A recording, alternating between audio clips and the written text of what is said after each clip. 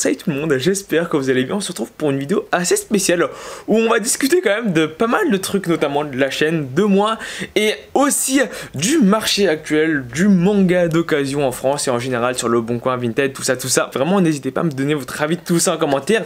Déjà par rapport à YouTube, je pense que la plupart d'entre vous, en tout cas certains l'auront remarqué, et j'ai reçu quand même pas mal de messages privés. Il n'y a pas eu de nouvelles vidéos depuis au moins 10 jours et la dernière fois que ça s'est arrivé c'était il y a vraiment longtemps, peut-être milieu 2020, mais voilà, j'essaie d'être quand même assez régulier. Là je vous cache pas que c'était extrêmement compliqué parce que j'ai taffé pendant beaucoup d'heures, mais quand je dis beaucoup c'est pas 35-40, je crois que si je me trompe pas cette semaine j'ai fait un peu plus de 70 heures, donc avec 2-3 trucs en plus à régler, c'est pas facile de trouver du temps pour faire une vidéo. Alors honnêtement, j'avais le temps de faire une vidéo à un moment, mais le problème c'est que j'avais plein de mangas à ranger, donc je me suis dit entre ranger des mangas et faire une vidéo YouTube, je vous cache pas, j'ai quand même préféré ranger des mangas. C'était quand même une semaine assez chargée pour moi, et avec ça j'ai quand même un peu compris les gens qui, à cause des responsabilités, à cause du travail, à cause des enfants, à cause de la famille, tout ça, et bah peu à peu se détachent des mangas parce que juste ils ont plus le temps de lire. Donc normalement si tout se passe bien, je devrais revenir sur un rythme plus ou moins normal où j'aurai le temps de lire des mangas et de faire des vidéos, même si je vous cache pas que faire des vidéos ça a pas l'air comme ça, mais c'est quand même hyper chronophage. C'était à peu près tout par rapport à YouTube. Je vous remercie à tous ceux qui me suivaient d'être de plus en plus nombreux et j'espère que la chaîne va continuer à exister pendant les prochaines années, les prochaines décennies, parce que moi personnellement je compte lire des mangas pendant quand même très longtemps, encore jusqu'à ma mort, par rapport aux mangas d'occasion, et j'ai quand même pas mal de choses à vous dire dessus. Alors pour être totalement transparent à 100% avec vous, moi j'ai arrêté d'en acheter. Il y a plusieurs raisons derrière. La première, c'est que je pense que vous vous en doutez, mais j'ai quasiment tous les titres qui m'intéressent qui sont édités en France. Il doit me rester 3-4 séries que je recherche, mais franchement c'est pas des grosses priorités, donc personnellement j'ai assez peu d'intérêt à regarder de l'occasion, vu que tous les titres qui vont tomber d'occasion je les possède déjà, ou du moins celles qui m'intéressent. Et en fait ce qui s'est passé c'est que les 3 premières années où j'ai commencé à acheter des mangas, j'en achetais quasiment tous les jours, et il est arrivé un moment où je regardais les annonces qui sortaient, sauf que le problème c'est que toutes les annonces qui paraissaient en fait c'était des titres que je possédais déjà. Donc on est passé à un achat tous les jours à un achat toutes les semaines, et là on arrive, si je pense que si je regarde, on arrive à un achat tous les 2 mois. Donc est-ce que c'est vraiment intéressant?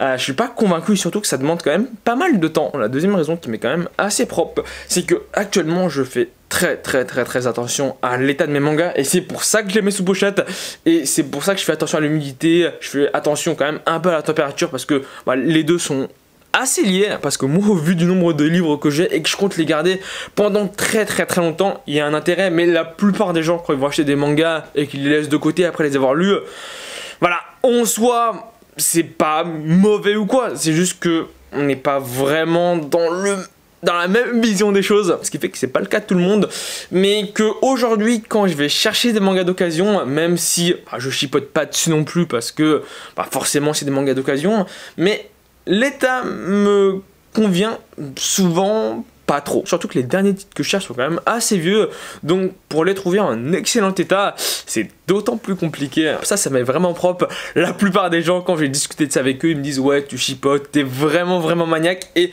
c'est le cas actuellement. Je suis très maniaque sur l'état de mes livres. Mais le dernier problème, et je pense que la plupart d'entre vous s'en sont rendus compte, mais aujourd'hui les mangas d'occasion, pour des mangas d'occasion, ils sont devenus trop chers. Après, je suis d'accord qu'il faut pas trop comparer avant, mais par exemple, il y a 4,55 quand moi j'ai commencé à acheter des mangas, c'était même il y a plus longtemps.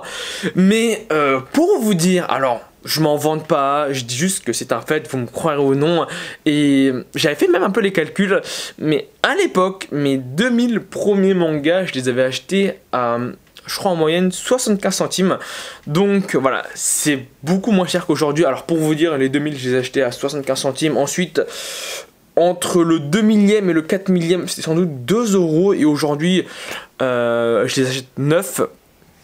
Et si je les achète d'occasion, c'est souvent à 3 €, 4,50 €. Après, je recherche des titres de plus en plus précis, donc ceci explique cela. Mais je peux vous garantir que aujourd'hui, les mangas d'occasion sont beaucoup trop cher. Alors ça vous m'expliquerez parce que j'ai du mal à comprendre. C'est quand même les gens qui achètent l'intégrale de Berserk d'occasion à 5,50€ l'unité, hein, 5,50€ l'unité je parle, alors que neuf ça se trouve à 6,75€ si je me trompe pas.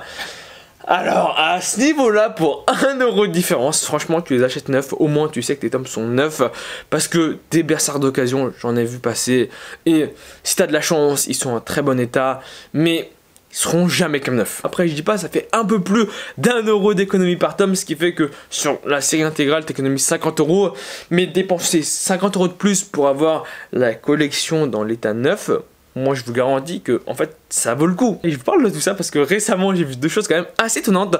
La première, c'était il y a 2 semaines de ça, quand j'étais en train de vlogger.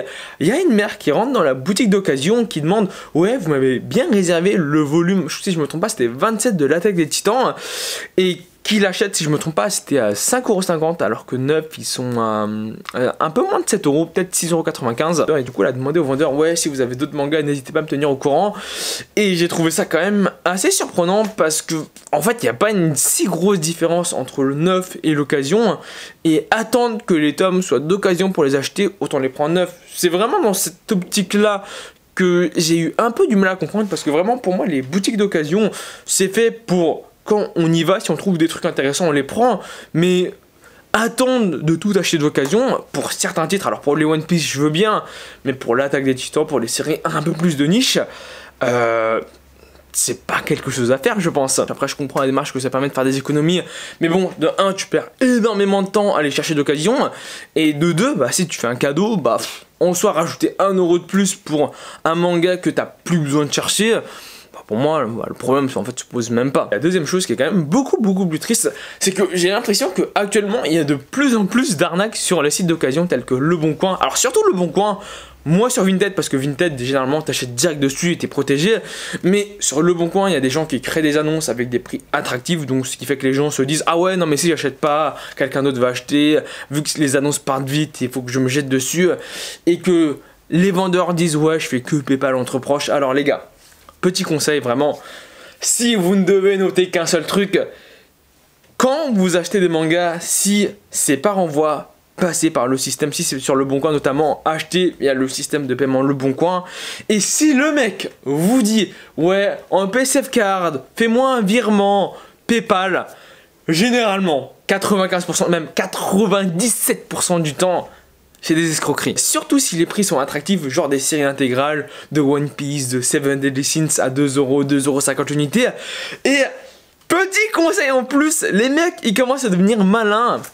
Ils mettent leur manga au vrai prix et ils demandent pour que l'annonce fasse un peu plus vrai, genre ouais non mais c'est pas trop alléchant, et ils demandent à la fin quand même de faire PayPal. C'est vraiment des personnes qui profitent que les mangas c'est de plus en plus recherché, que c'est de plus en plus cher pour mettre de fausses annonces afin d'escroquer des personnes un peu crédules. Vraiment, tombez pas dans le panneau, même s'il n'y a pas que des escrocs non plus, faites vraiment attention. Voilà, c'était à peu près tout ce que j'ai à vous dire. Sur ce, je vous dis à la prochaine vidéo. N'hésite pas à t'abonner, c'est le plus important, à laisser un pouce bleu, à laisser un commentaire pour un peu discuter tout ça. Sur ce, je te dis à la prochaine. Allez, salut!